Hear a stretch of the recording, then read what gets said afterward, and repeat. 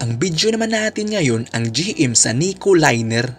Ating bigyang suporta at pagkilala ang bus company sa video natin ngayon sa larangan ng bus transportation. Dahil sa kanila naranasan nating sumakay ng mga bus na pang world class. Ating alamin anong uri o klase ng mga bus mayroon na sila ngayon, ang kanilang mga pangunahing ruta. Pero bago tayo magsimula sa ating video, intro muna tayo mga kabus fanatics. Kung bago ka pa sa aking channel, please subscribe, hit the notification bell for more video. Ang GM Liner o GM sa Nico Liner ay isang provincial bus company na may direktang ruta mula Tacloban City papuntang probinsya ng Samar. Ang kumpanya ay nagpapatakbo ng mga ordinary bus at air-conditioned bus sa kanilang rutang siniserbisyuhan sa araw-araw. Ang kumpanya ay matagal na ring nagbibigay serbisyo sa larangan ng bus transportation at patuloy itong lumalago at nagbibigay ng dekalidad na serbisyo sa kanilang mga pasahero sa araw-araw.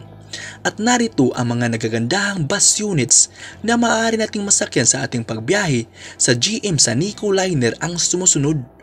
Golden Dragon XML 6112G Tramp 2 na isang air-conditioned bus. Mayroon itong 3x2 seating configuration at ang pinakamagandang bus unit sa kumpanya sa kasalukuyan. Hino Arki DM12 na isang ordinary bus na mayroon itong 3x2 seating configuration.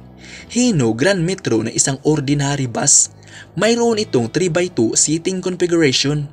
Hino Grandisa, isa itong ordinary bus at mayroon itong 3x2 seating configuration. Santa Rosa Nissan Diesel Expo na isang ordinary bus na mayroon itong 3x2 seating configuration at marami pang iba na mga bus units ang GM sa Nico Liner.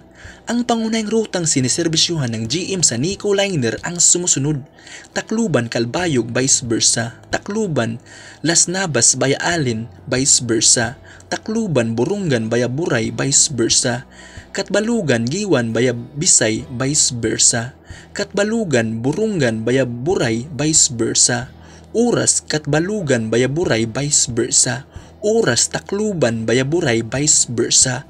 Ang uri o klase ng mga bus na maaari nating masakyan sa ating pagbiyahe sa GM sa Nico Liner ang sumusunod. Una, air-conditioned bus, isang uri ng bus na mayroong aircon. Pangalawa, ordinary bus, isang uri ng bus na wala pong aircon. At yan ang GM sa Nico Liner. Sakay na sa biyaheng GM sa Nico Liner. Happy travel mga kabus fanatics. Keep safe always.